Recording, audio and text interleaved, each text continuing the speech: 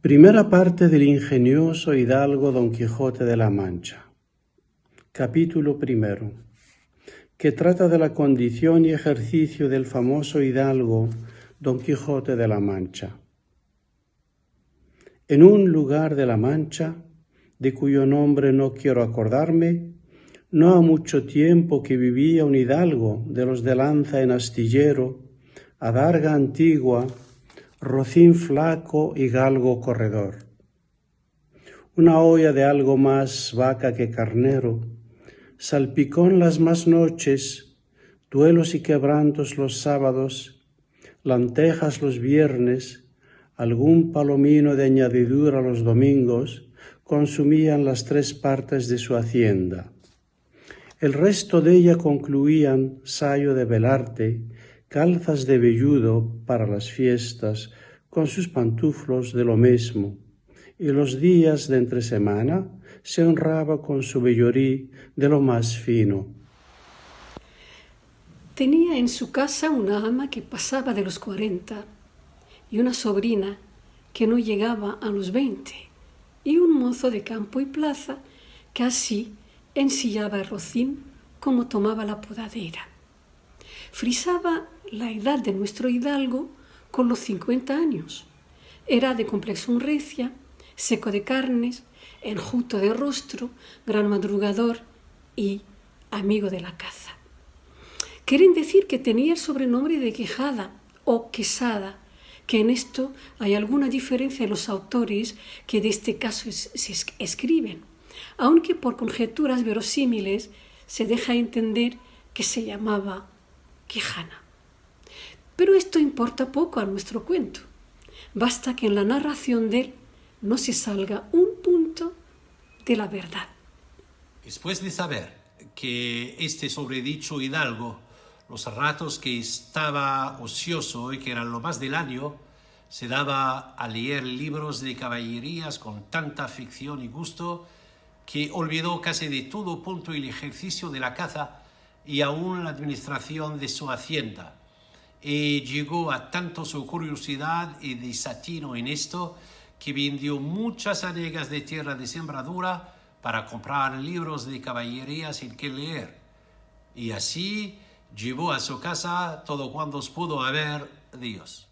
Y de todos, ningunos le parecían tan bien como los que compuso el famoso Feliciano de Silva, porque la claridad de su prosa y aquellas intricadas razones suyas le parecían de perlas, y más cuando llegaba a leer aquellos requiebros y cartas de desafíos, donde en muchas partes hallaba escrito la razón de la sinrazón, que a mi razón se hace, de tal manera mi razón enflaquece,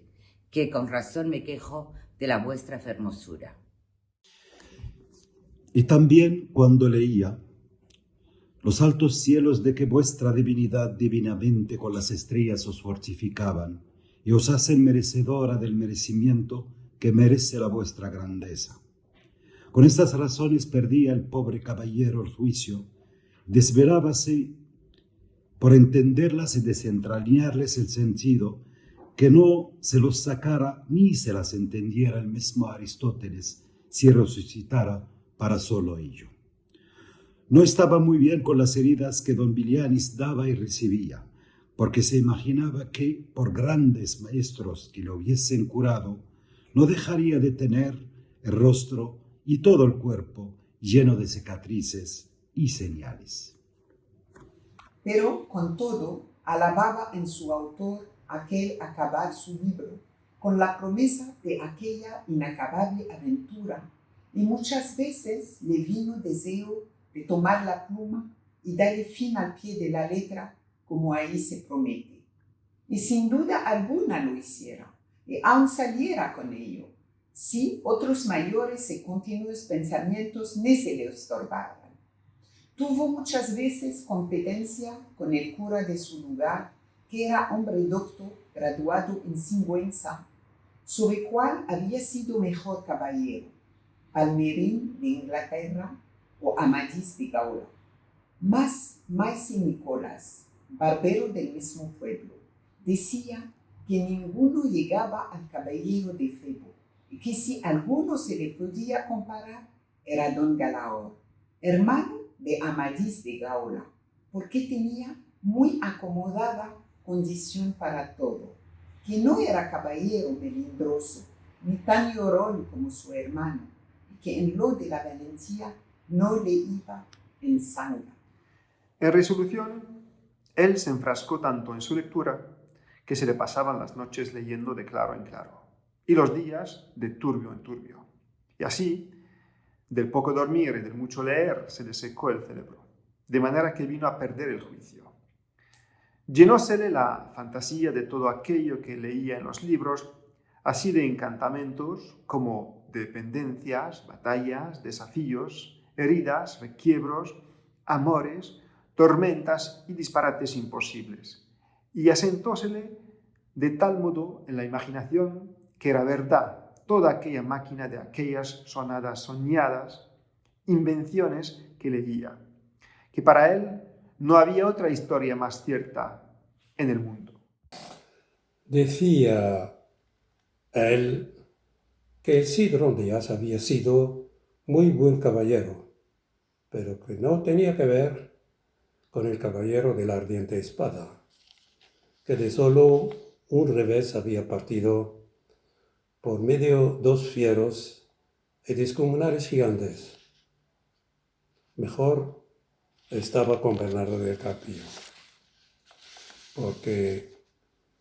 en Roncesvalles había muerto a Roldán el Encantado, valiéndose de la industria de Hércules cuando ahogó a Anteo,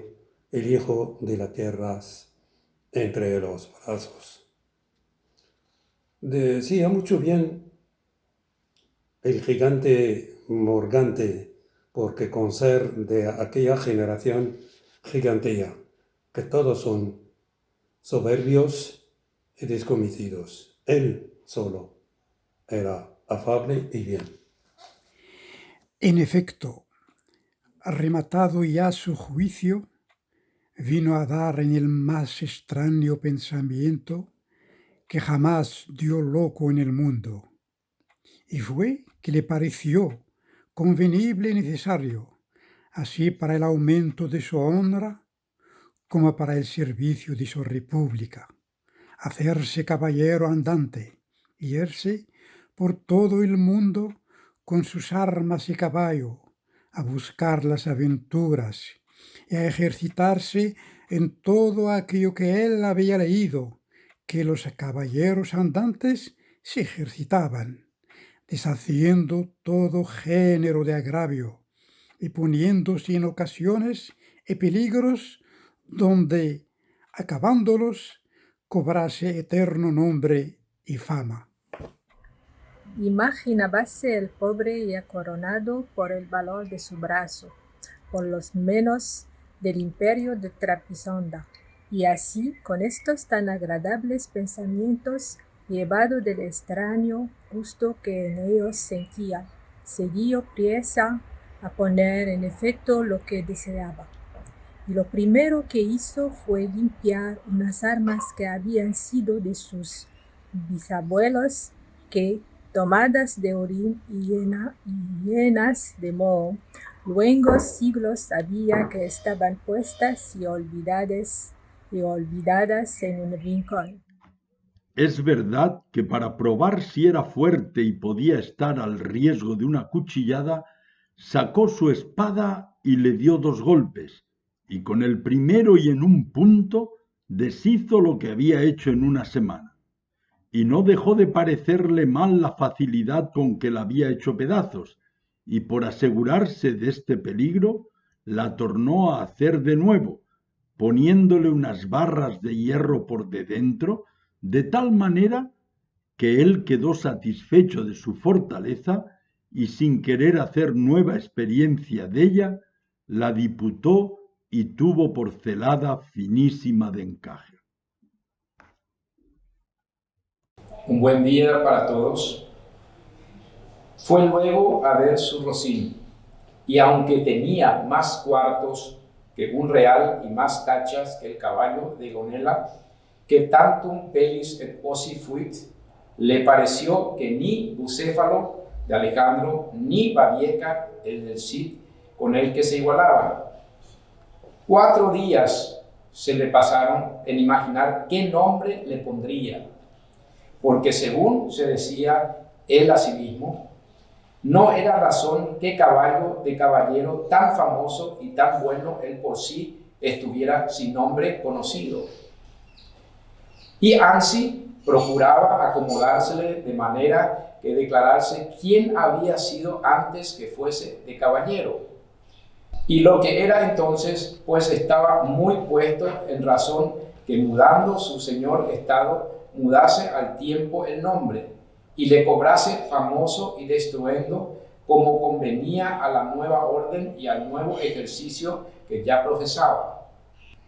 Y así, después de muchos nombres que formó, borró y quitó, añadió, deshizo y tornó a hacer en su memoria e imaginación, al fin le vino a llamar Rocinante.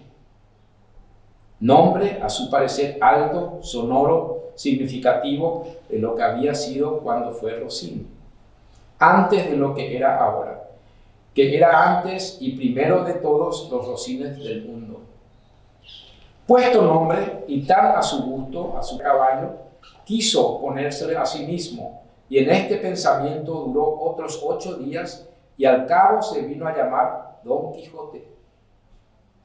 de donde, como queda dicho, tomaron ocasión los autores de esta tan verdadera historia, que sin duda se debía llamar Quijada y no Quesada, como otros quisieron decir. Pero acordándose que el valoroso Amadís no solo se había contentado con llamarse Amadís a secas, sino que añadió el nombre de su reino y patria y hacerla famosa, y se llamó Amadís de Gaula. Así quiso, como buen caballero, añadir al suyo el nombre de la suya y llamarse Don Quijote de la Mancha, con que, a su parecer, declaraba muy al vivo su linaje y patria y la honraba con tomar sobrenombre de ella. Muchas gracias. Limpias, pues, sus armas, hecho del morrión celada, puesto nombre a su Rocín y confirmándose a sí mismo, se dio a entender que no le faltaba otra cosa sino buscar una dama de quien enamorarse, porque el caballero andante sin amores era árbol sin hojas y sin fruto y cuerpo sin alma. Decíase él: si yo, por malos de mis pecados o por mi buena suerte, me encuentro por ahí con algún gigante, como de ordinario le acontece a los caballeros andantes, y le derribo de un encuentro, o le parto por la mitad del cuerpo, o finalmente le venzo y le rindo. Capítulo 2, que trata de la primera salida que de su tierra hizo el ingenioso Don Quijote. Hechas pues estas prevenciones, no quiso aguardar más tiempo a poner en efecto su pensamiento, apretándole a ello la falta que él pensaba que hacía en el mundo su tardanza, según eran los agravios que pensaba deshacer, tuertos que enderezar, sin razones que enmendar, y abusos que mejorar y deudas que satisfacer. Y así, sin dar parte a persona alguna de su intención y sin que nadie le viese, una mañana antes del día, que era uno de los calurosos del mes de julio, se armó de todas sus armas, subió sobre Rocinante, puesta su mal compuesta celada, embrazó su adarga, tomó su lanza y por la puerta falsa de un corral salió al campo, con grandísimo contento y alborozo de ver con cuánta facilidad había dado principio a su buen deseo. Mas apenas se vio en el campo, cuando le asaltó un pensamiento terrible, y tal que por poco le hiciera dejar la comenzada empresa, y fue que le vino a la memoria que no era armado caballero, y que conforme a la ley de caballería, ni podía ni debía tomar armas con ningún caballero, y puesto que lo fuera, había de llevar armas blancas como noble caballero, sin empresa en el escudo hasta que por su esfuerzo la ganase. Estos pensamientos le hicieron titubear en su propósito, mas, pudiendo más su locura que otra razón alguna, propuso de hacerse armar caballero del primero que topase, a imitación de otros muchos que así lo hicieron, según él había leído en los libros que tal le tenían. En lo de las armas blancas, pensaba limpiarlas de manera en teniendo lugar que lo fuesen más que un armiño, y con esto se quietó y prosiguió su camino sin llevar otro que aquel que su caballo quería, creyendo que en aquello consistía la fuerza de las aventuras. Yendo pues caminando nuestro flamante aventurero, iban hablando consigo mismo y diciendo: ¿y quién duda sino que en los venideros tiempos, cuando salga a la luz la verdadera historia de mis famosos hechos, que el sabio que los escribiere no ponga, cuando llegue a contar esta mi primera salida, tan de mañana de esta manera? Apenas había el rubicundo Apolo tendido por la faz de la ancha y espaciosa tierra las doradas hebras de sus hermosos cabellos, y apenas los pequeños y pintados pajarillos con sus arpas lenguas habían saludado con dulce y meliflua armonía la venida de la rosada aurora, que, dejando la blanca cama del celoso marido, por las puertas y balcones del manchego horizonte,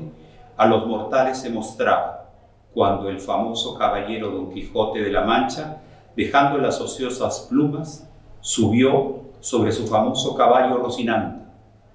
y comenzó a caminar por el antiguo y conocido campo de Montiel. Y era la verdad que por él caminaba, y añadió diciendo: dichosa edad y siglo dichoso, aquel a donde saldrá a luz las famosas hazañas mías, dignas de entallarse en bronces, esculpirse en mármoles y pintarse en tablas para memoria en lo futuro. Oh tú, sabio encantador, quien quiera que seas, a quien ha de tocar el ser coronista de esta peregrina historia, ruégote que no te olvides de mi buen Rocinante, compañero eterno mío en todos mis caminos y carreras. Luego volvía diciendo, como si verdaderamente fuera enamorado: oh princesa Dulcinea, señora de este cautivo corazón, mucho agravio me habéis hecho en despedirme y reprocharme con el riguroso afincamiento de mandarme no parecer ante la vuestra fermosura. Plegaos, señora, de membraros de este vuestro sujeto corazón, que tantas cuitas por vuestro amor parece. Con esto iba ensaltando otros disparates, todos al modo de los que sus libros le habían enseñado, imitando en cuanto podía su lenguaje. Con esto caminaba tan despacio y el sol entraba tan apriesa y con tanto ardor que fuera bastante a derretirle los sesos si alguno tuviera. Casi todo aquel día caminó sin acontecer cosa que de contar fuese, de lo cual se despertaba porque quisiera topar luego con quien hacer experiencia del valor de su fuerte brazo. Entonces,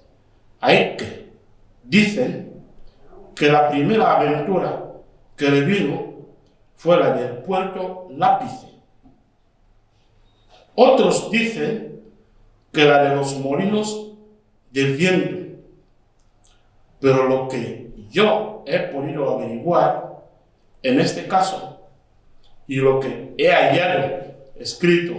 en los anales de la Mancha es que él anduvo todo aquel día y al anochecer su rocín y él hallaron cansados y muertos de hambre, y que mirando a todas partes por ver si descubrirían algún castillo o alguna majada de pastores donde recogerse y a donde pudieran remediar su mucha hambre y necesidad. Vio, no lejos del camino por donde iba, una venta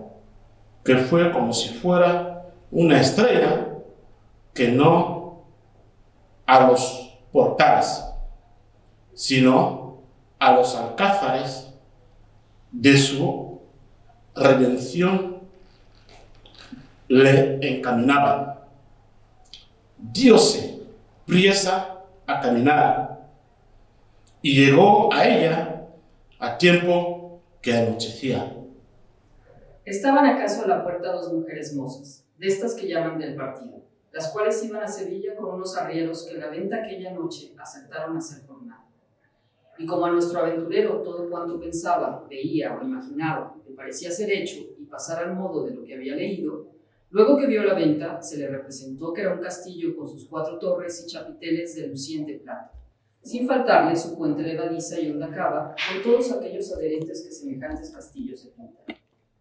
Fuese llegando a la venta, que a él le parecía castillo, y a poco trecho de ella detuvo las riendas a Rocinante, esperando que algún enano se pusiese entre las almenas a dar señal con alguna trompeta de que llegaba caballero al castillo. Pero como vio que se tardaban y que Rocinante se daba priesa por llegar a la caballeriza, se llegó a la puerta de la venta y vio a las 2 distraídas mozas que allí estaban, que a él le parecieron 2 hermosas doncellas o 2 graciosas damas que delante de la puerta del castillo se estaban solazando. En esto, sucedió acaso que un porquero que andaba recogiendo de unos rastrojos una manada de puercos, que, sin perdón así se llaman, tocó un cuerno, a cuya señal ellos se recogen, y al instante se le representó a Don Quijote lo que deseaba, que era que algún enano hacía señal de su venida. Y así, con extraño contento, llegó a la venta y a las damas, las cuales, como vieron venir un hombre de aquella suerte armado y con lanza y adarga, llenas de miedo, se iban a entrar en la venta. Pero Don Quijote, coligiendo por su huida su miedo, alzándose la visera de papelón y descubriendo su seco y polvoroso rostro, con gentil talante y voz reposada les dijo: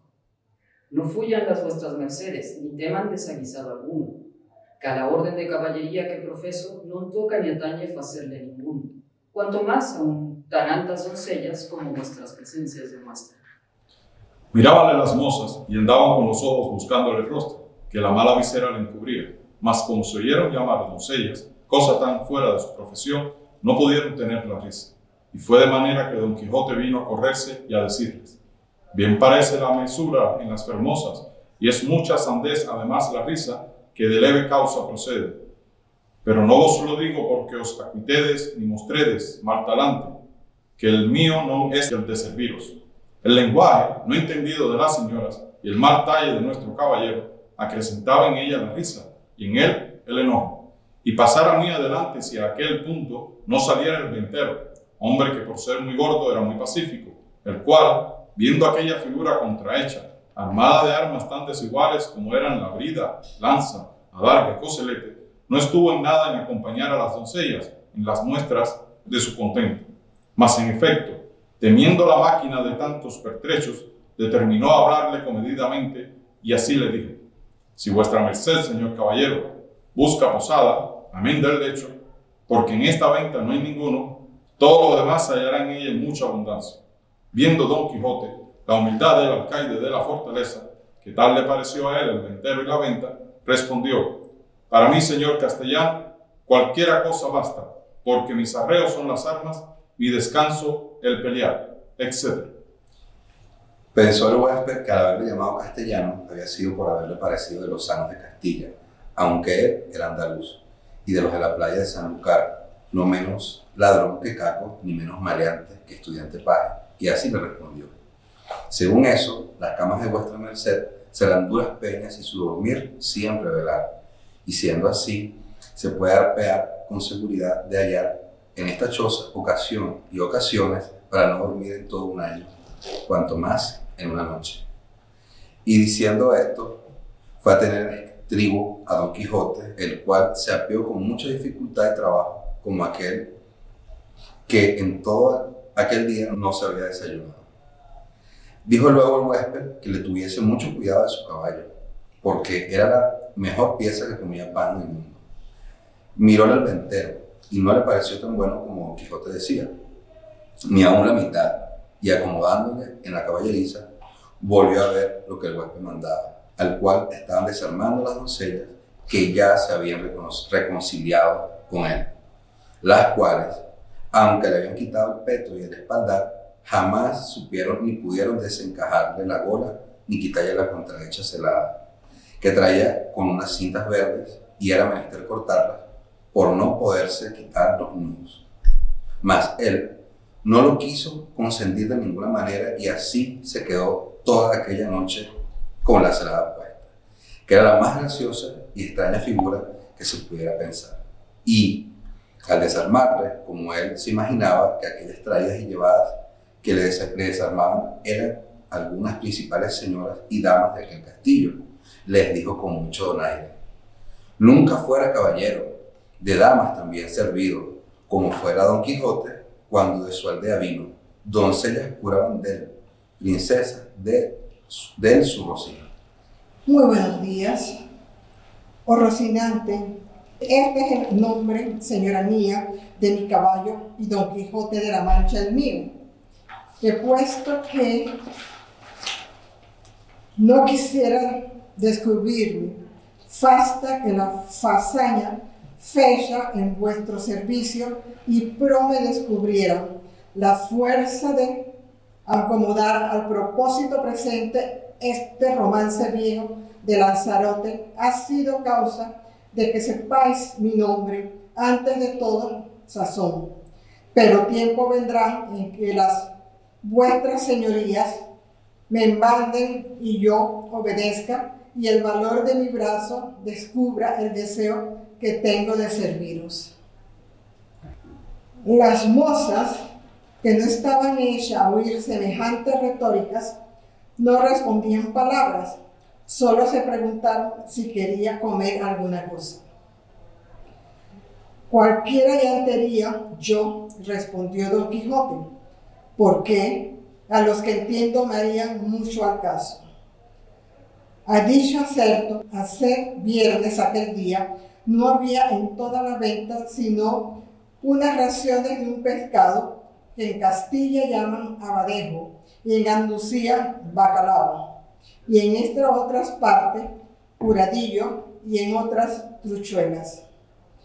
Preguntáronle si por ventura comería su merced trechuela, que no había otro pescado que de talla comer. Como haya muchas truchuelas, respondió Don Quijote,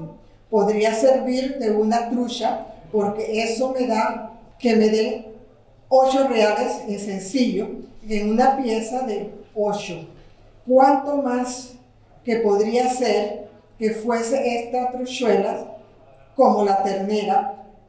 que es mejor que la vaca, y el cabrito que el cabrón? Pero sea lo que fuere, vengan luego, que al trabajo y peso de las armas que se pueden llevar sin el gobierno de las tripas. Muchas gracias. Pusieron de la mesa a la puerta de la venta, por el fresco, y trújole el huésped una porción del mal remojado y peor cocido bacallao, y un pan tan negro y mugriento como sus armas. Pero era materia de grande risa verle comer, porque, como tenía puesta la celada y alzada la visera, no podía poner nada en la boca con sus manos si otro no se lo daba y ponía. Y así, una de aquellas señoras servía de este menester. Mas, al darle de beber, no fue posible, ni lo fuera si el ventero no bradara una caña y puesto él un cabo en la boca. Por el otro le iba echando el vino, y todo esto lo recibía en paciencia, al trueco de no romper las cintas de la celada. Estando en esto, llegó acaso a la venta un castrador de puercos, y así como llegó, sonó su silbato de cañas 4 o 5 veces, con lo cual acabó de confirmar Don Quijote que estaba en algún famoso castillo, y que le servían con música, y que el abadesco eran truchas, el pan cantial, y las rameras damas, y el ventero castellano del castillo. Y con esto daba por bien empleada su determinación y salida. Mas lo que más le fatigaba era el no verse armado caballero, por parecerle que no se podría poner legítimamente en aventura alguna sin recibir la orden de caballería. Capítulo 3, donde se cuenta la graciosa manera que tuvo Don Quijote en armarse caballero.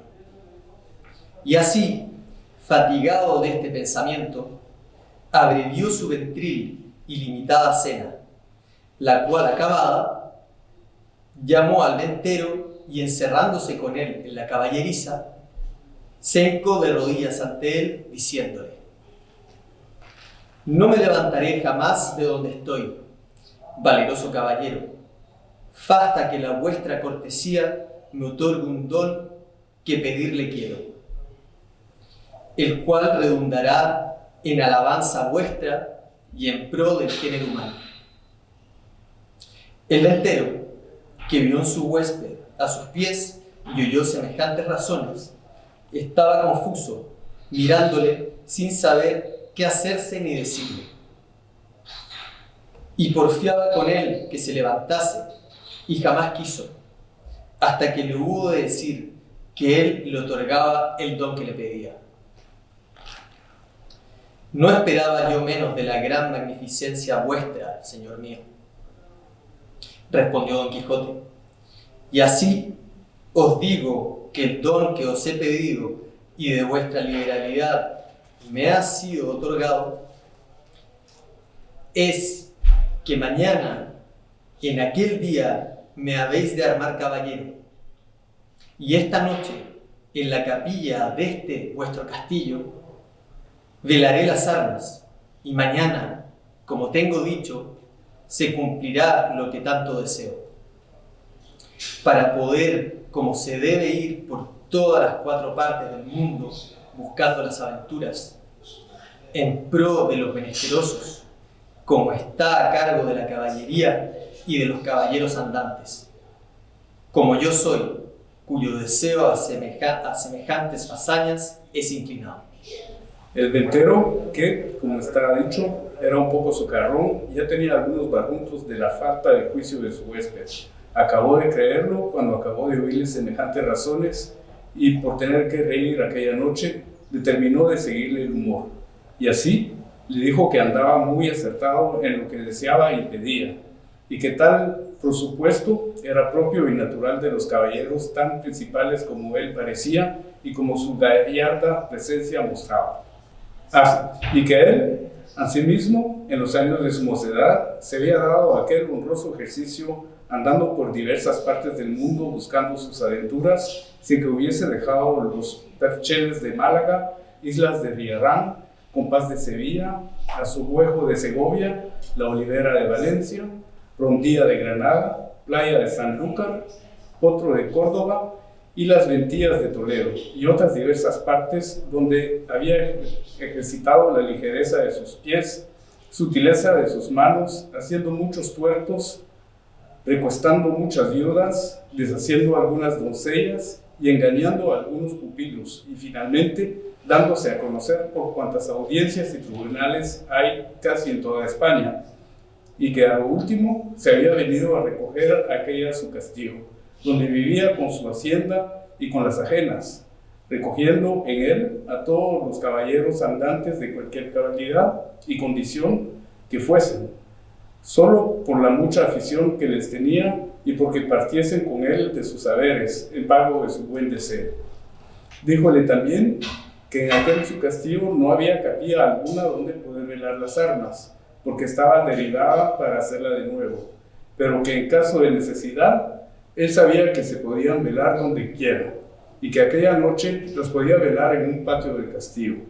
que a la mañana, siendo un día servido, se harían las debidas ceremonias de manera que él quedase armado caballero, y tan caballero que no pudiese ser más en el mundo. Preguntóle si traía dinero. Respondió Don Quijote que no traía blanca, porque él nunca había leído en las historias de los caballeros andantes que ninguno hubiese traído. A esto dijo el ventero que se engañaba, que puesto caso en las historias no se escribía, por haberles parecido a los autores de ellas que no era menester escribir una cosa tan clara y tan necesaria de traerse como eran dineros y camisas, no por eso se había de creer que no los trujeron.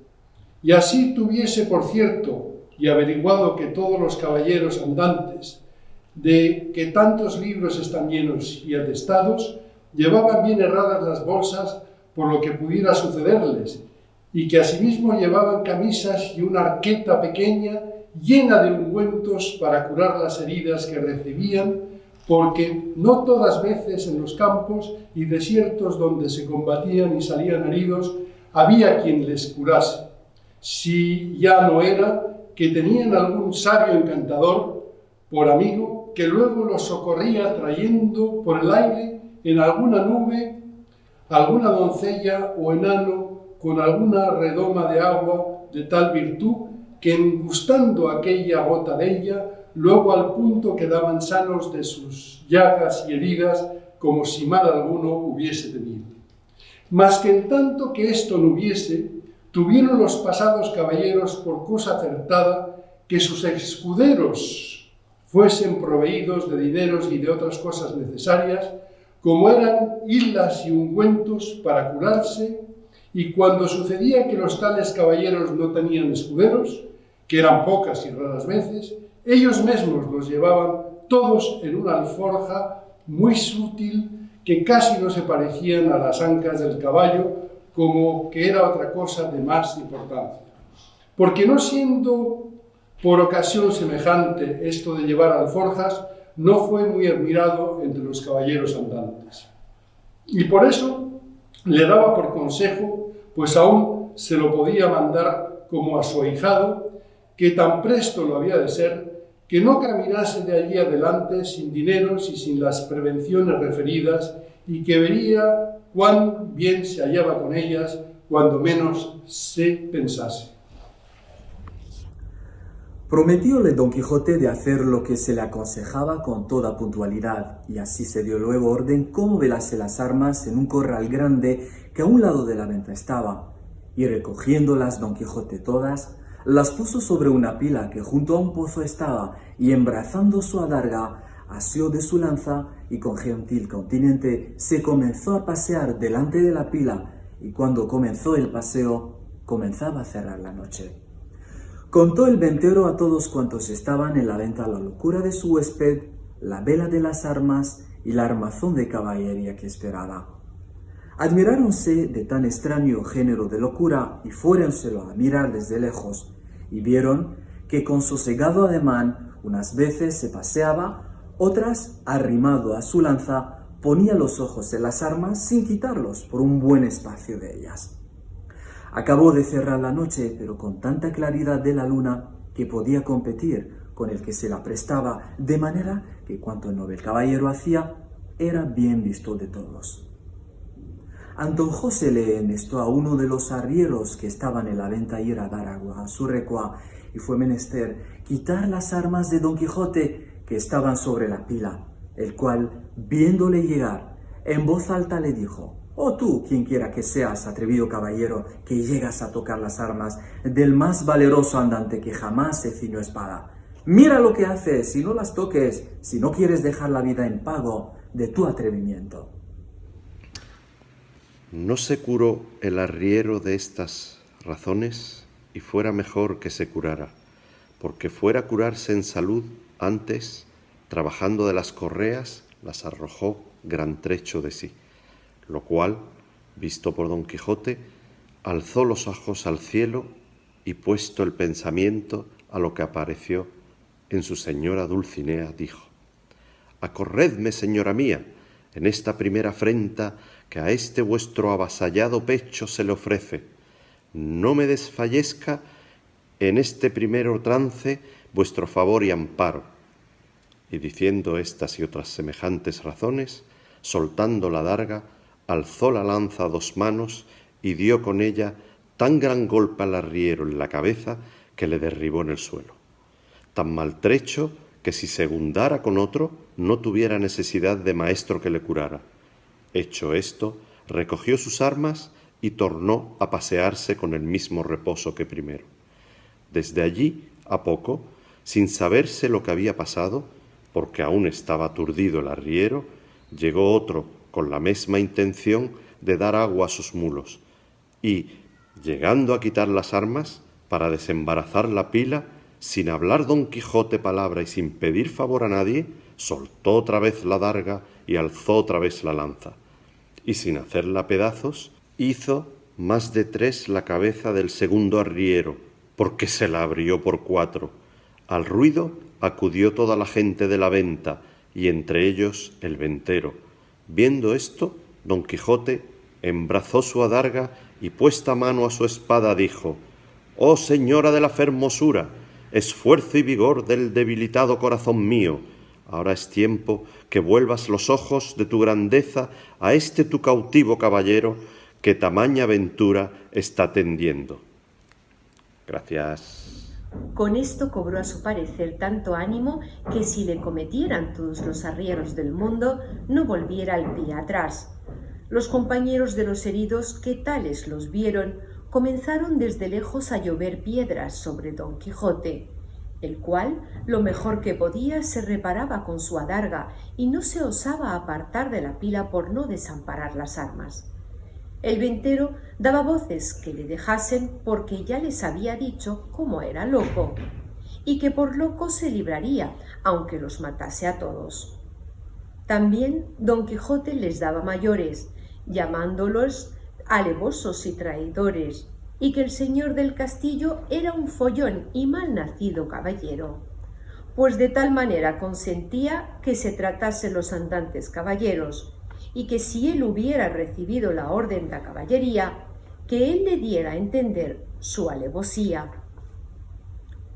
«Pero de vosotros, soez y baja canalla, no hago caso alguno. Tirad, llevad, venid y ofendedme en cuanto pudieres, que vosotros veréis el pago que lleváis de vuestra sandez y demasía». Decía esto con tanto brío y denuedo que infundió un terrible temor en los que le acometían, y así, por esto, como por las persuasiones del ventero, le dejaron de tirar, y él dejó de retirar a los heridos, y tornó a la vela de sus armas con la misma quietud y sosiego que primero. No le parecieron bien al ventero las burlas de su huésped, y determinó abreviar y darle la negra orden de caballería luego, antes que otra desgracia sucediese. Y así, llegándose a él, se disculpó de la insolencia que aquella gente baja con él había usado, sin que él supiese cosa alguna, pero que bien castigados quedaban de su atrevimiento. Díjole, como ya le había dicho, que en aquel castillo no había capilla, y para lo que restaba de hacer tampoco era necesaria, que todo el toque de quedar armado caballero consistía en la pescozada y en el espaldarazo, según él tenía noticia del ceremonial de la orden, y que aquello en mitad de un campo se podía hacer, y que ya había cumplido con lo que tocaba al velar de las armas, que con solas 2 horas de vela se cumplía, cuanto más que él había estado más de 4. Todo se le creyó Don Quijote, que dijo que él estaba allí pronto para obedecerle,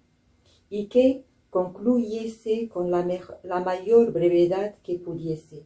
porque si fuese otra vez acometido, y si viese armado caballero, no pensaba dejar persona viva en el castillo, excepto aquellas que él le mandase, a quien por su respeto dejaría. Advertido y medroso de esto el castellano, trujo luego un libro donde asentaba la paja y cebada, que daba a los arrieros, y con un cabo de vela que le traía un muchacho, y con las dos ya dichas doncellas, se vino a donde Don Quijote estaba, al cual mandó hincar de rodillas, y leyendo en su manual como que decía alguna devota oración. En mitad de la leyenda alzó la mano y diole sobre el cuello un buen golpe, y tras él, con su misma espada, un gentil espaldarazo, siempre murmurando entre dientes como que rezaba. Hecho esto, mandó a una de aquellas damas que le ciñese la espada, la cual lo hizo con mucha desenvoltura y discreción, porque no fue menester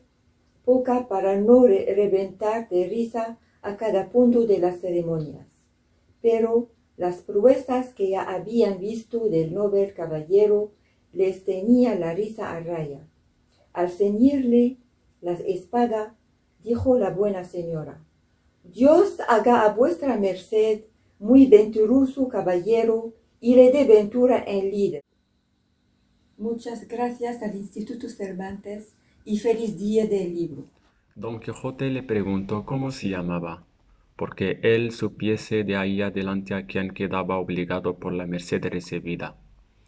porque pensaba darle alguna parte de la honra que alcanzase por el valor de su brazo. Ella respondió con mucha humildad que se llamaba la Tolosa, y que era hija de un remendón natural de Toledo, que vivía a las tendillas de Sancho Bienaya, y que donde quiera que ella estuviese le serviría y le tendría por señor. Don Quijote le replicó que por su amor le hiciese merced que de ahí adelante se pusiese don y se llamase Doña Tolosa. Ella se lo prometió, y la otra le calzó la espuela, con la cual le pasó casi el mismo coloquio que con la de la espada. Preguntóle su nombre y dijo que se llamaba la Molinera, y que era hija de un honrado molinero de Antequera, a la cual también rogó Don Quijote que se pusiese don y se llamase Doña Molinera, ofreciéndole nuevos servicios y mercedes. Hechas, pues,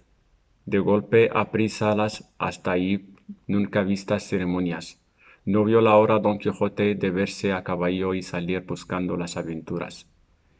Y ensillando luego a Rocinante, subió en él y, abrazando a su huésped,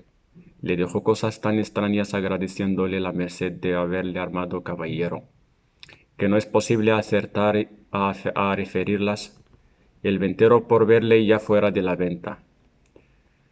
con no menos retóricas, aunque con más breves palabras respondió a las suyas, y, sin pedirle la costa de la posada, le dejó ir a la buena hora. Capítulo 4. De lo que le sucedió a nuestro caballero cuando salió de la venta.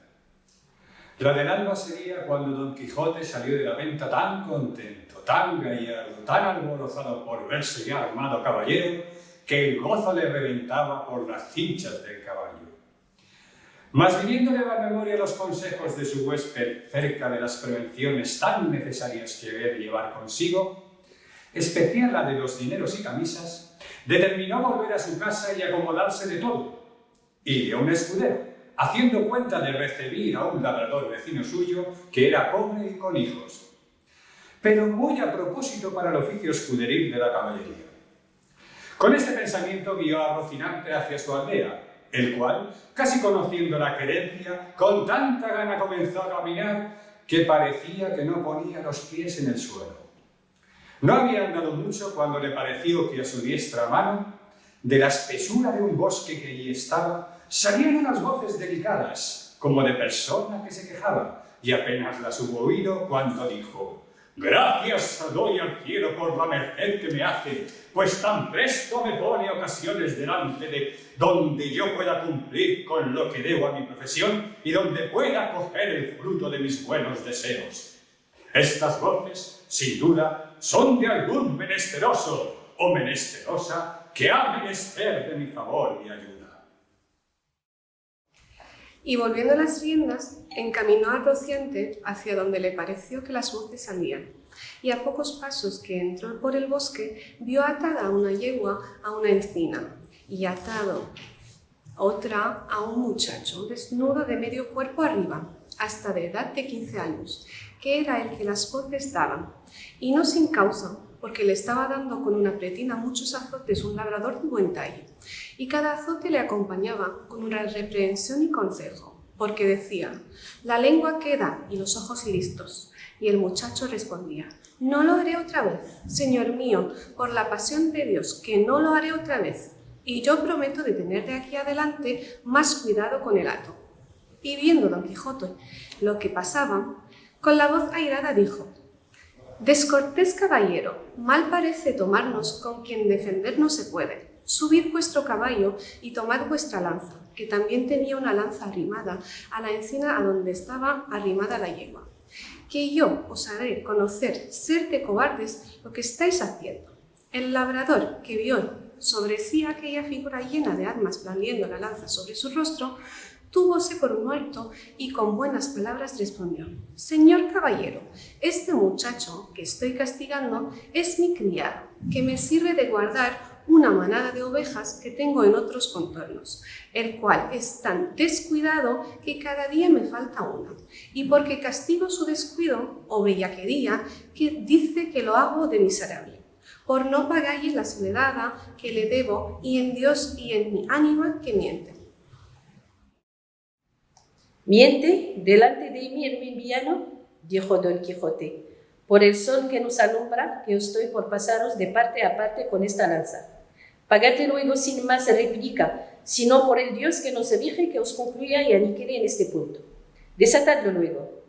El labrador bajó la cabeza y sin responder palabra desató a su criado, al cual preguntó Don Quijote que cuánto le debía su amo. Él dijo que 9 meses a 7 reales cada mes. Hizo la cuenta Don Quijote y halló que montaban 63 reales y díjole al labrador que al momento de los desembolsarse, si no quería morir por ello. Respondió el medroso villano que para el paso en que estaba y juramento que había hecho, y aún no había jurado nada, que no eran tantos, porque se le habían de descontar y recibir en cuenta 3 pares de zapatos que le había dado y un real de 2 sangrías que le habían hecho estando enfermo. Bien está todo eso, replicó Don Quijote, pero quédense los zapatos y las sangrías por los azotes que sin culpa le habéis dado, que si él rompió el cuero de los zapatos que vos pagastes, vos le habéis rompido el de su cuerpo, y si le sacó el barbero sangre estando enfermo, vos en sanidad se la habéis sacado, así que por esta parte no os debe nada. El daño está, señor caballero, en que no tengo aquí dineros.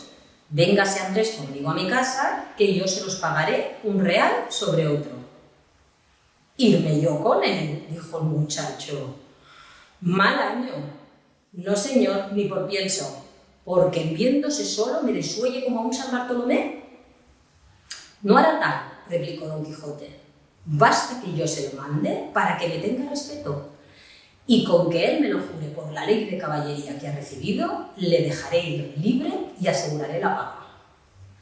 Mire vuestra merced, señor, lo que dice, dijo el muchacho, que este mi amo no es caballero ni ha recibido orden de caballería alguna, que es Juan Aldudo el rico, el vecino del Quintanar. Importa poco eso, respondió Don Quijote, que Aldudos puede haber caballeros, cuanto más que cada uno es hijo de sus obras. Así es verdad, dijo Andrés, pero este mi amo, ¿de qué obras es hijo? Pues me niega mi soldada y mi sudor y trabajo. No niego, hermano Andrés, respondió el labrador, y hacedme placer de veniros conmigo, que yo juro por todas las órdenes que de caballería sale del mundo, de pagaros, como tengo dicho, un real sobre otro, y aún sahumaros. Del sahumerío os hago gracia, dijo Don Quijote. Dádselos en reales, que con eso me contento. Y mirad que lo cumpláis como lo habéis jurado. Si no, por el mismo juramento os juro de volver a buscaros y a castigaros, y que os tengo de hallar, aunque os escondáis más que una lagartija. Y si queréis saber quién os manda esto, para quedar con más veras obligado a cumplirlo, sabed que yo soy el valeroso Don Quijote de la Mancha, el desfacedor de agravios y sin razones, y a Dios quedad, y no se os parta de las mientes lo prometido y jurado, su pena de la pena pronunciada. Y en diciendo esto, picó a su Rocinante, y en breve espacio se apartó de ellos. Siguióle el labrador con los ojos, y cuando vio que había traspuesto del bosque, y que ya no parecía, volvióse a su criado Andrés, y díjole: «Venid acá, hijo mío,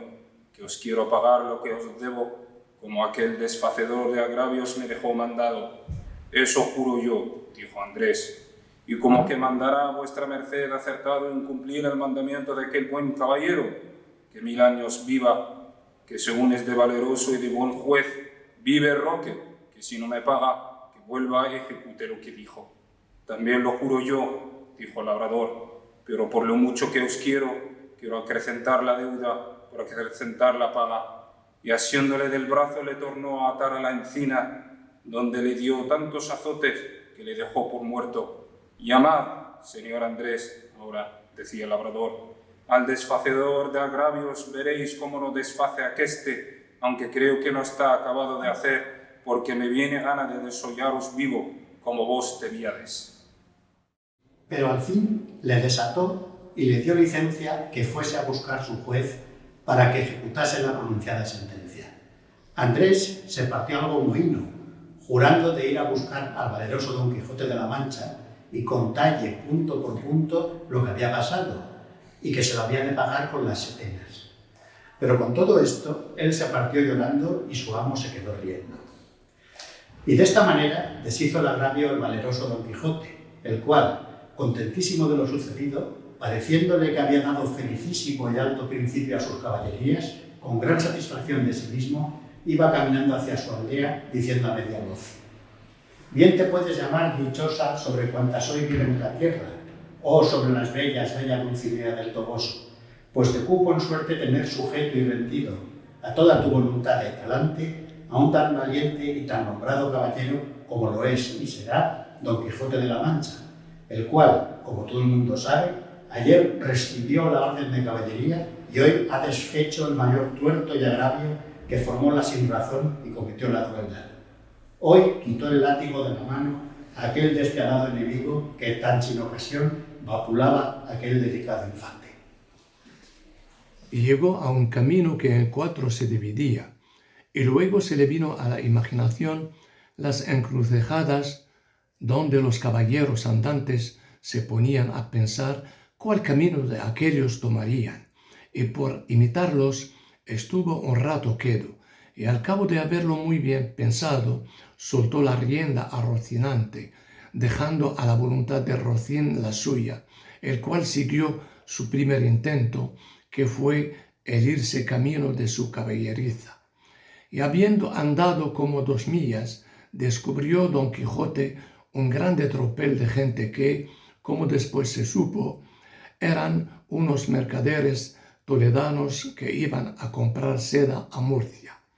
Eran 6 y venían con sus quitasoles, con otros 4 criados a caballo y 3 mozos de mulas a pie.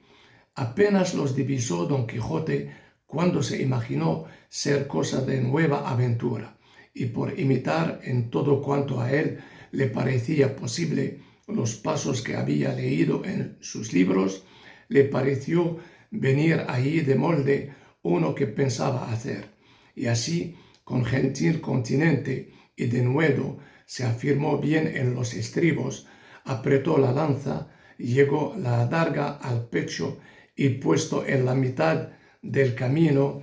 estuvo esperando que aquellos caballeros andantes llegasen, que ya a él por tales los tenía y juzgaba, y cuando llegaron a trecho que se pudieron ver y oír, levantó Don Quijote la voz y con ademán arrogante dijo: todo el mundo se tenga, si todo el mundo no confiesa que no hay en el mundo todo doncella más hermosa que la emperatriz de la Mancha,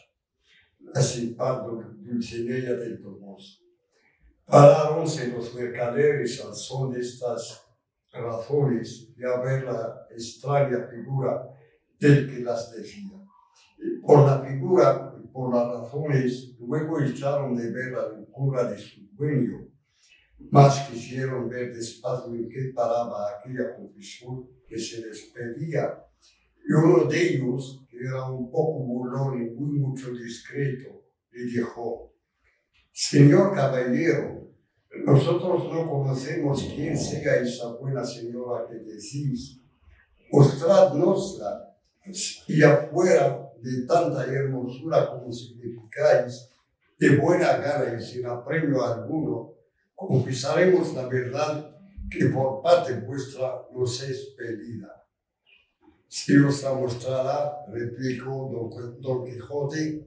que hicierais vosotros en confesar una verdad tan notoria. La importancia está en que sin verla lo habéis de creer, confesar, afirmar, jurar y defender, donde no, conmigo sois en batalla, gente descomunal y soberbia, que ahora vengáis uno a uno, como pide la orden de caballería, ahora todos juntos, como es costumbre y mala usanza de los de vuestra ralea. Aquí os aguardo y espero, confiado en la razón que de mi parte tengo. Señor caballero, replicó el mercader, suplico a vuestra merced, en nombre de todos estos príncipes que aquí estamos, que porque no encarguemos nuestras conciencias confesando una cosa por nosotros jamás vista ni oída, y más siendo tan en perjuicio de las emperatrices y reinas de Alcaria y Extremadura, que vuestra merced se ha servido de mostrarnos algún retrato de esa señora, aunque sea tamaño como un grano de trigo, que por el hilo se sacará el ovillo, y quedaremos con esto satisfechos y seguros, y vuestra merced quedará contento y pagado. Y aún creo que estamos ya tan de su parte que, aunque su retrato nos muestre que es torta de un ojo y que del otro le emana vermellón y piedra azufre, con todo eso, por complacer a vuestra merced, diremos en su favor todo lo que quisiere. No le emana, canalla infame, respondió Don Quijote encendido en cólera, no le emana, digo, eso que decís, sino ámbar y algalia entre algodones, y no es tuerta ni corcovada, sino más derecha que un huso de Guadarrama. Pero vosotros pagaréis la grande blasfemia que habéis dicho contra tamaña beldad como es la de mi señora. Y en diciendo esto, arremetió con la lanza baja contra el que lo había dicho con tanta furia y enojo, que si la buena suerte no hiciera que en la mitad del camino tropezara y cayera Rocinante, lo pasara mal el atrevido mercader. Cayó Rocinante y fue rodando su amo una buena pieza por el campo, y queriéndose levantar jamás pudo. Tal embarazo le causaban la lanza, adarga, espuelas y celada, con el peso de las antiguas armas, y entre tanto que pugnaba por levantarse y no podía, estaba diciendo: no fuyáis, gente cobarde, gente cautiva, atended que por culpa mía, si no de mi caballo, estoy aquí tendido. Un mozo de mulas, de los que allí había, que no se debía ser muy buen intencionado, oyendo decir al pobre caído tantas arrogancias, no lo pudo sufrir sin darle la respuesta en las costillas. Y llegándose a él, tomó la lanza, y después de haberla hecho pedazos, con uno de ellos comenzó a dar a nuestro Don Quijote tantos palos, que a despecho y a pesar de sus armas lo molió con cibera.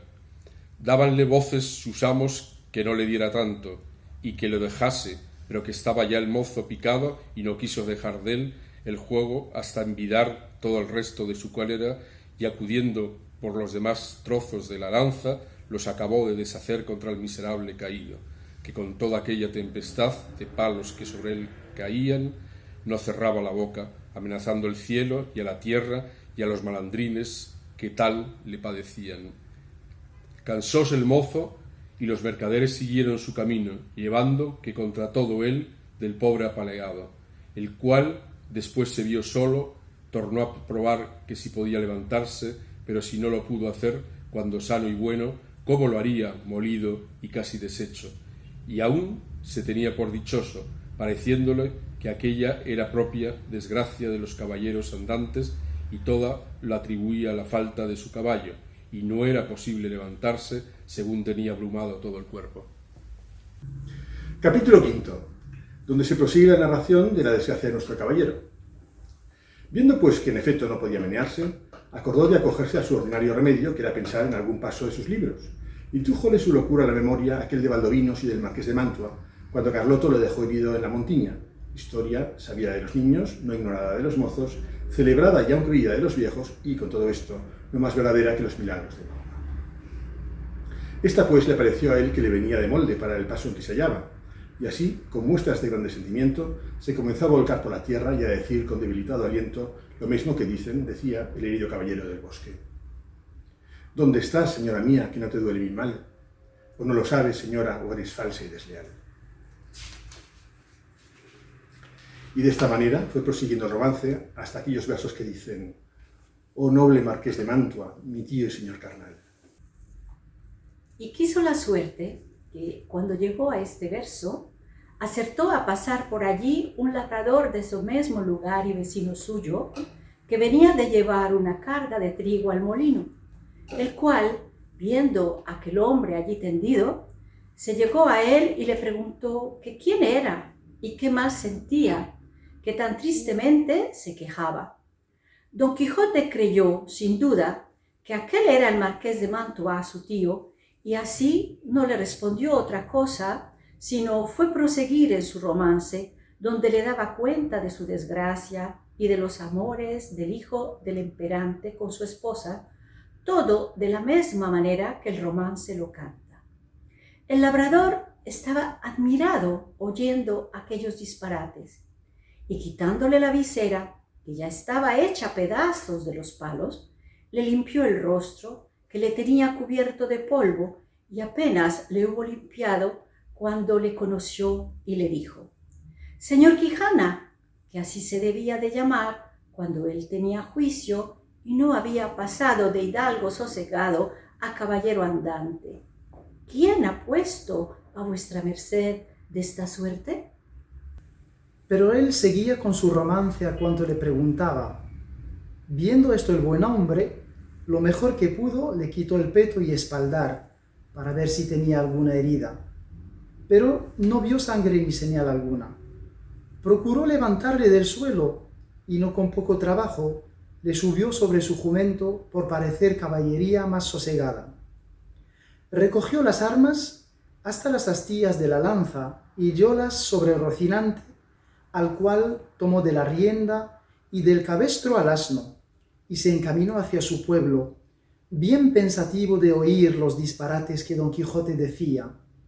Y no menos iba Don Quijote que, de puro molido y quebrantado, no se podía tener sobre el borrico, y de cuando en cuando daba unos suspiros que los ponía en el cielo. De modo que de nuevo obligó a que el labrador le preguntase, le dijese qué mal sentía. Y no parece sino que el diablo le traía a la memoria los cuentos acomodados a sus sucesos, porque en aquel punto, olvidándose de Baldovinos, se acordó del moro Abindarráez, cuando el alcaide de Antequera, Rodrigo de Narváez, le prendió y llevó cautivo a su alcaidía. De suerte que cuando el labrador le volvió a preguntar que cómo estaba y qué sentía, le respondió las mismas palabras y razones que el cautivo Abencerraje respondió a Rodrigo de Narváez. Del mismo modo que él había leído la historia de la Diana de Jorge de Montemayor, donde se escribe, aprovechándose de ella tan a propósito, que el labrador se iba dando al diablo de oír tanta máquina de necedades, por donde conoció que su vecino estaba loco y dábase priesa a llegar al pueblo, por excusar el enfado que Don Quijote le causaba con su larga arenga, al cabo de lo cual dijo: Sepa vuestra merced, señor don Rodrigo de Narváez, que esta hermosa jarifa que he dicho es ahora la linda Dulcinea del Toboso, por quien yo he hecho, hago y haré los más famosos hechos de caballerías que se han visto, vean ni verán en el mundo. A esto respondió el labrador: Mere vuestra merced, señor, pecador de mí, que yo no soy don Rodrigo de Narváez, ni el marqués de Mantua, sino Pedro Alonso, su vecino. Ni vuestra merced es Valdovenos, ni Abendarráez, sino el honrado hidalgo del señor Quijano. Yo sé quién soy, respondió don Quijote, y sé que puedo ser no solo los que he dicho, sino todos los 12 pares de Francia y aun todos los 9 de la fama, pues a todas las hazañas que ellos todos juntos y cada uno por sí hicieron, se aventajarán las mías. En estas pláticas y en otras semejantes llegaron al lugar a la hora que anochecía, pero el labrador aguardó a que fuese algo más noche, porque no viesen al molido hidalgo tan mal caballero. Y llegada pues la hora que le pareció, entró en el pueblo, y en la casa de don Quijote, la cual halló toda alborotada, y estaban en ella el cura y el barbero del lugar, que eran grandes amigos de don Quijote, a los que estaba diciéndoles su ama a voces. ¿Qué le parece a vuestra merced, señor licenciado Pero Pérez, que así se llamaba el cura, de la desgracia de mi señor? 3 días ha que no parecen él, ni el rocín, ni la adarga, ni la lanza, ni las armas. Desventurada de mí, que me doy a entender, y así es ello la verdad, como nací para morir, que estos malditos libros de caballerías que él tiene y suele leer tan de ordinario le han vuelto el juicio, que ahora me acuerdo haberle oído decir muchas veces, hablando entre sí, que quería hacerse caballero andante e irse a buscar las aventuras por esos mundos. Encomendados sean a Satanás y a Barrabás tales libros que así han echado a perder el más delicado entendimiento que había en toda la Mancha. La sobrina decía lo mismo, y aún decía más. Sepa, señor maese Nicolás, que este era el nombre del barbero, que muchas veces le aconteció a mi señor tío a estarse leyendo en estos desalmados libros de desventuras 2 días con sus noches, al cabo de los cuales arrojaba el libro de las manos y ponía mano a la espada y andaba a cuchilladas con las paredes, y cuando estaba muy cansado decía que había muerto a 4 gigantes como 4 torres, y el sudor que sudaba del cansancio decía que era sangre de las feridas que había recibido en la batalla. Y bebíase luego un gran jarro de agua fría y quedaba sano y sosegado, diciendo que aquella agua era una preciosísima bebida que le había traído el sabio Esquife, un grande encantador y amigo suyo.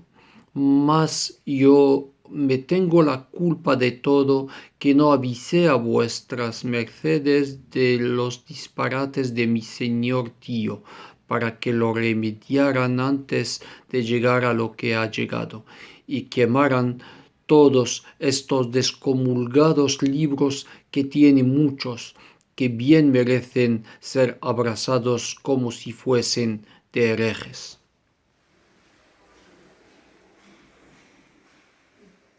Esto digo yo también, dijo el cura, y a fe que no se pase el día de mañana sin que ellos no se haga acto público y sean condenados al fuego, porque no den ocasión a quien los leyere de hacer lo que mi buen amigo debe de haber hecho. Todo esto estaban oyendo el labrador y Don Quijote, con que acabó de entender el labrador la enfermedad de su vecino, y así comenzó a decir a voces: abran vuestras mercedes al señor Valdovinos y al señor Marqués de Mantua, que viene mal ferido, y el señor Moro Abindarráez, que trae cautivo el valeroso Rodrigo de Narváez, alcaide de Antequera. A estas voces salieron todos, y como conocieron los unos a su amigo, los otros a su amo y tío, que aún no se había apeado del jumento, porque no podía, corriendo a abrazarle. Él dijo: ténganse todos, que vengo mal ferido, que la culpa de mi caballo, lléveme a mi lecho y llámese, si fuera posible, a la sabia Urganda, que cura y cate de mis feridas. Mira, Guaramaza, dijo a este punto el ama, si me decía muy bien mi corazón del pie que cojaba mi señor. Suba vuestra merced en buen hora, que sin que venga esa hurgada, le sabremos a qué curar. Malditos, digo, sean otra vez y otros cientos estos libros de caballería que tal han parado a vuestra merced. Lleváronle luego a la cama y catándole las feridas no le hallaron ninguna, y él dijo que todo era molimiento por haber dado una gran caída con Rocinante, su caballo, combatiéndose con 10 jayanes, los más desaforados y atrevidos que se pudieran fallar en gran parte de la tierra. Tata, dijo el cura, jayanes hay en la danza, para me sentiguada que yo los queme mañana antes que llegue la noche. Hiciéronle a Don Quijote 1000 preguntas, y a ninguna quiso responder otra cosa, sino que le diesen de comer y le dejasen dormir, que era lo que más le importaba. Hízose así, y el cura se informó muy a la larga del labrador del modo que había hallado a Don Quijote. Él se lo contó todo, con los disparates que al hallarle y al traerle había dicho, que fue poner más deseo en el licenciado de hacer lo que otro día hizo, que fue llamar a su amigo el barbero maese Nicolás, con el cual se vino a casa de Don Quijote. Capítulo 6. Del donoso y grande escrutinio que el cura y el barbero hicieron en la librería de nuestro ingenioso hidalgo, el cual aún todavía dormía. Pidió las llaves a la sobrina del aposento donde estaban los libros, autores del daño, y ella se las dio de muy buena gana. Entraron dentro todos y la ama con ellos, y hallaron más de 100 cuerpos de libros grandes, muy bien encuadernados, y otros pequeños. Y así como la ama los vio, volvióse a salir del aposento con gran priesa, y tornó luego con una escudilla de agua bendita y un hisopo, y dijo: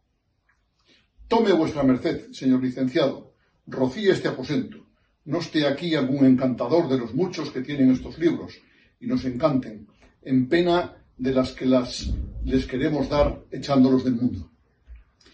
Causó risa al licenciado la simplicidad del ama, y mandó al barbero que le fuese dando de aquellos libros uno a uno, para ver de qué trataban, pues podía ser hallar algunos de ellos no mereciesen castigo de fuego. No, dijo la sobrina, no hay para qué perdonar a ninguno, porque todos han sido los dañadores. Mejor será arrojarlos por las ventanas al patio y hacer un rimero de ellos y pegarles fuego,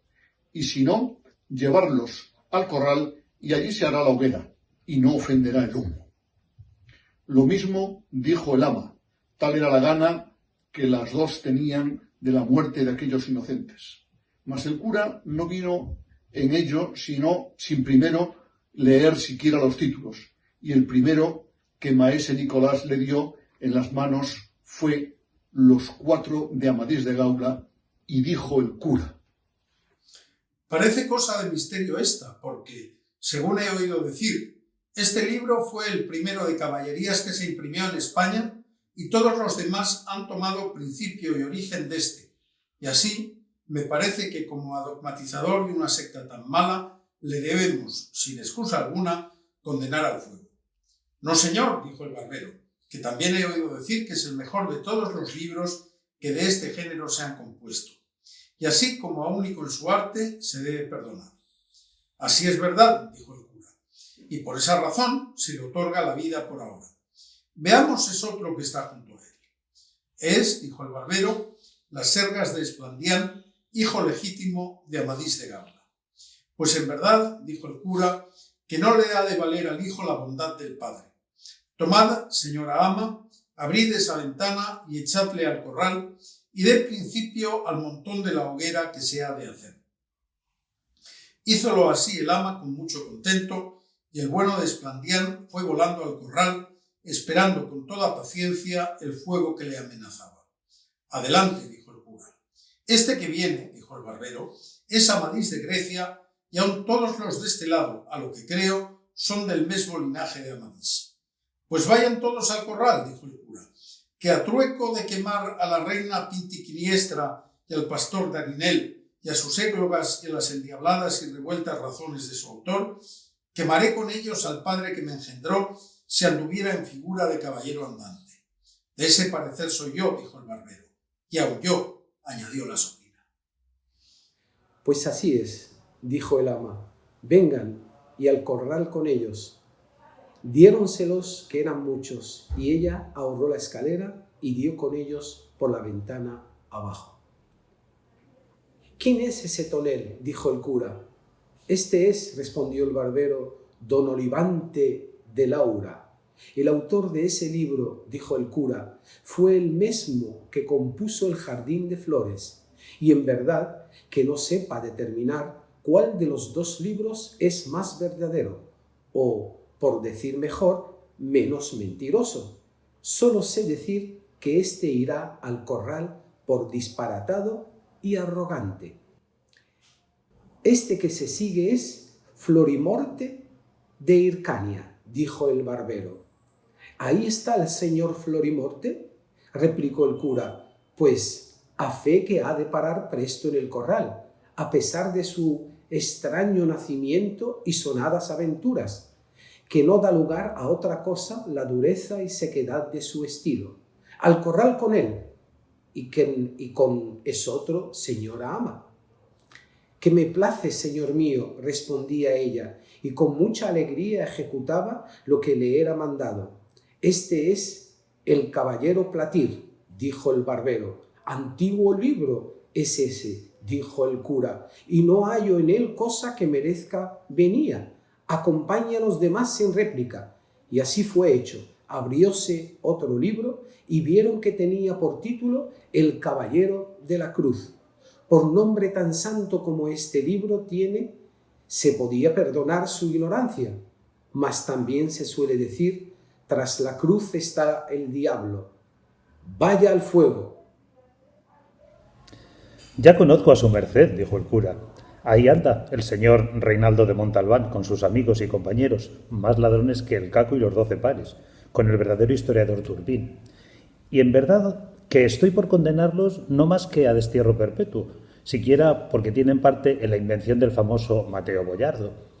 de donde también tejió su tela el cristiano poeta Ludovico Ariosto, el cual, si aquí le hallo,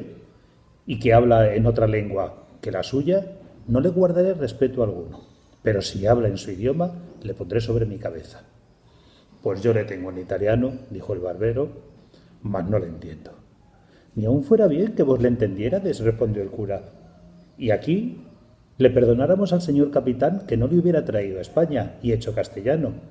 que le quitó mucho de su natural valor. Y lo mismo harán todos aquellos que los libros de verso quisieran volver en otra lengua, que por mucho cuidado que pongan y habilidad que muestren, jamás llegarán al punto que ellos tienen en su primer nacimiento.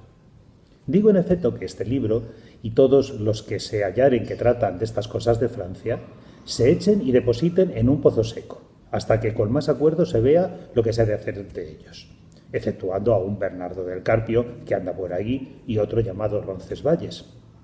que estos, en llegando a mis manos, han de estar en las del ama y de ellas en las del fuego sin remisión alguna. Todo lo confirmó el barbero, y lo tuvo por bien y por cosa muy acertada, por entender que era el cura tan buen cristiano y tan amigo de la verdad, que no diría otra cosa por todas las del mundo. Y abriendo otro libro,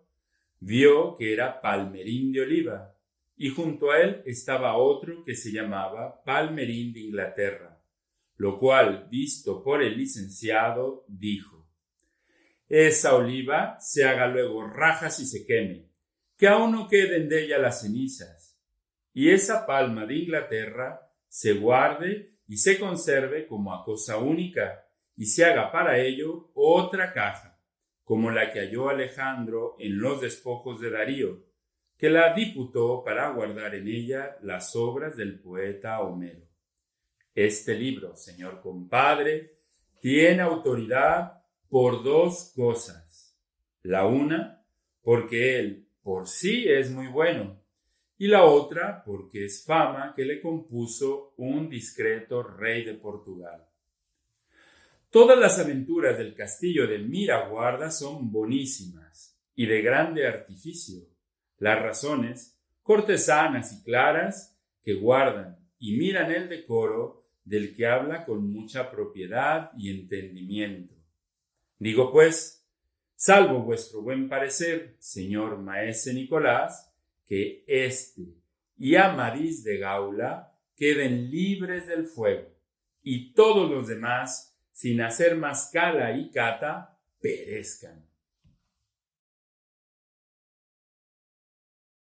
¿Qué tal? Muy buen día. Quisiera expresarle mi más cordial saludo por el Día del Libro y la Semana de la Lengua Española a todos los países que tienen herencia hispánica como parte de su identidad cultural y que están representados ahora por delegados, embajadores y todos aquellos quienes conformamos esta gran comunidad hispanoamericana. Saludo y agradezco especialmente al Instituto Cervantes, que nos da la posibilidad ahora de expresar ese saludo y que es una entidad sumamente importante de la diplomacia pública española, que permite poner al español en el centro de nuestra preocupación e interés como países hispanohablantes. Así que creo que esto nos ayuda también a reforzar nuestros esfuerzos y metas comunes y conjuntas que tenemos para desarrollar distintos planes que tenemos y que permiten nuevamente, como decía, poner al español, la enseñanza y la preservación de nuestra identidad a través de esta lengua que tanto queremos y apreciamos. En este Día del Libro tenemos que, por supuesto, poner de relieve el legado de Miguel de Cervantes como un referente para toda la América, pero todos aquellos quienes lo hemos leído continuamos leyéndolo, apreciamos el gran aporte que significa la obra de alguien como él y de muchísimos otros que creo que vale la pena recordar en estos días. Luego haré una pequeña mención a alguien que, como él, también falleció el 23 de abril de 1616, que es el Inca Garcilaso de la Vega. Entonces quisiera que se entienda sobre todo que esta es una fortaleza para los países que, como el Perú, también tienen el español como una de las lenguas oficiales. En nuestro país, además, creo que entendemos perfectamente, justo porque tenemos una gran cantidad de lenguas originarias o indígenas, que la identidad se basa en la lengua que nosotros hablamos. Así como el español en estos momentos, en un país como el nuestro con 48 lenguas indígenas, creo que queda claro que las culturas responden también y se configuran en el espacio y en el territorio en sus propias lenguas, en las diferencias idiomáticas, en los giros que existen, en las distintas formas de llamar algunas cosas en particular, algunos seres vivos, algunos objetos. Creo que esa forma en que se va creando el lenguaje y que puede probablemente apreciarse de manera más prístina en las lenguas originarias, se ve con el correr de los años en lenguas que se han enriquecido con, además, muchas palabras que vienen de nuestras lenguas originarias, como ha sido el español, y en particular a través de giros que vienen sobre todo del idioma quechua, por ejemplo, que usamos en el Perú, pero que usamos creo que en toda Sudamérica y en toda América Latina en general. Creo que tenemos el orgullo en el Perú y la esperanza de que nuestras lenguas, todas ellas, incluyendo por supuesto el español, pero también el lenguaje de señas, puedan continuar desarrollándose y enriqueciendo estas formas de expresión que incluso, además en un año como este que estamos viviendo de pandemia, también ha tenido que asumir algunos nuevos retos y desafíos para incorporar nuevos vocablos, para tratar de, a través del lenguaje, comprender esto que estamos viviendo en todo el mundo. Creo que ese es uno de los aportes fundamentales de la lengua también, ir desarrollándose con el tiempo y sobre todo ir dando a entender la nueva configuración que existe en el mundo y ahora en un mundo en el cual creo que todos los países no estamos exentos de sufrir la pandemia de la COVID-19. Tenemos en el Perú, además, la suerte de haber aprobado el año pasado la Política Nacional de Cultura del 2030, con los objetivos de fortalecer nuestra identidad cultural, marcada por supuesto por nuestras lenguas, y también porque estamos trabajando en una nueva política nacional para la transversalización de las lenguas indígenas o originarias, que es fundamental para que en el Perú podamos enriquecer estas formas de expresiones que tenemos con el español, pero también con nuestras propias lenguas indígenas. Como dije, quisiera mencionar o referirme brevemente a dos personalidades que lo que hacen es justamente ver la importancia que ha tenido la lengua y el mestizaje al llegar al Perú y a territorios como los nuestros. Uno, por supuesto, es una figura emblemática y fundamental para entender nuestra historia, que es el Inca Garcilaso de la Vega. Él falleció, como dije, el mismo día que Miguel de Cervantes, y su aporte es de alguna forma el mayor aporte probablemente que se hizo en la época más temprana de este encuentro de civilizaciones que se dio en nuestro territorio. Creo que el Inca Garcilaso trató de plasmar, como hicieron también algunos cronistas venidos de España u otros nacidos en estas tierras como el Guamán Poma de Ayala, por ejemplo, tratar de poner en el lenguaje, en la lengua castellana, todo este nuevo bagaje y este legado y la memoria que venía de la época de los incas y que en el territorio peruano además no solamente es parte de la herencia que tenemos de los incas, sino en realidad de muchísimas otras civilizaciones que se desarrollaron en nuestro territorio mucho antes, desde hace 5.000 años con Caral, pero que además se desarrollaron también en el norte con los mochica, por ejemplo, que también tuvieron su propia lengua, y así en distintos lugares de nuestro país, no solamente en Cusco,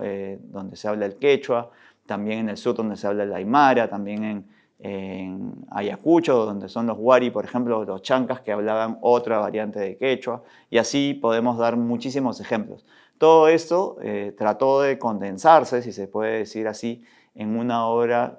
que fuera relevante, y eso era lo que quería hacer el Inca Garcilaso en las distintas obras que escribió y que además dan cuenta de esto que mencionaba, de la memoria, del legado, que trata de expresarse en una lengua nueva y que creo que es fundamental, una lengua nueva para el continente, quiero decir. Y por otro lado, alguien que a mí particularmente me gusta mucho y que tiene un componente de humor en su obra, que es Ricardo Palma, que trató de rescatar en sus tradiciones peruanas también un poco de esta clave del mestizaje, de esta fusión de las culturas, de esta interacción que tuvo la lengua castellana con las lenguas originarias y sobre todo a través de algunas figuras emblemáticas de nuestra historia, tratar de entender cómo es que se dio este encuentro entre dos mundos y también esta interacción entre la lengua española y la lengua indígena. Creo que nadie más importante que Ricardo Palma para luchar, como hizo en sus participaciones en España en el cuarto centenario, para luchar justamente para que se reconozca el aporte de las lenguas americanas en la lengua española, algo que ahora podemos ver en todos lados donde se habla el español y nosotros en particular con palabras que desde la lengua quechua se han visto trasladadas también a la lengua española. Creo que esa es una de las cosas fundamentales que tuvo este encuentro y que han permitido que el lenguaje español se enriqueciera y se siga enriqueciendo día a día. Creo que esto da cuenta, pues además que el lenguaje, el idioma es una forma que no puede separarse de la cultura y que como la propia cultura en general se va transformando y enriqueciendo día a día. Creo que esa es la mejor forma de entender cómo la lengua es parte fundamental de una cultura y de una identidad. Y creo que además hay un componente probablemente social también que tiene que ver con la riqueza lingüística que ayuda a entender determinadas variables sociales en la actualidad. En el Perú, por ejemplo, tenemos la obligación desde el Ministerio de Cultura de desarrollar el mapa etnolingüístico, que lo que permite es ver cuáles de las lenguas que se hablan en nuestro país son predominantes en cada una de las regiones. Así como muchos hablamos español, hay regiones donde se habla predominantemente el quechua, por ejemplo, o en las partes de la Amazonía donde se habla el aguajún o el shipibo-conibo. Y tenemos la obligación de saber justamente cuáles son las lenguas predominantes en cada una de las regiones para que finalmente los servicios que brindamos puedan hacerse no solamente con pertinencia cultural, sino también idealmente en las lenguas que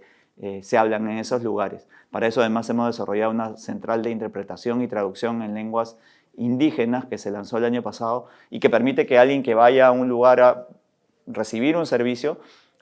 si no puede comunicarse directamente con alguien que le está brindando ese servicio, puede hacer una llamada a esta central de interpretación para tener a alguien que pueda justamente hacer que este diálogo, que imaginen es un diálogo que se ha continuado dando por los más de 500 años desde que España llegó a América, podamos tener un servicio bien brindado y podamos desde el Estado ofrecer los servicios que se necesitan y que no solamente se necesitan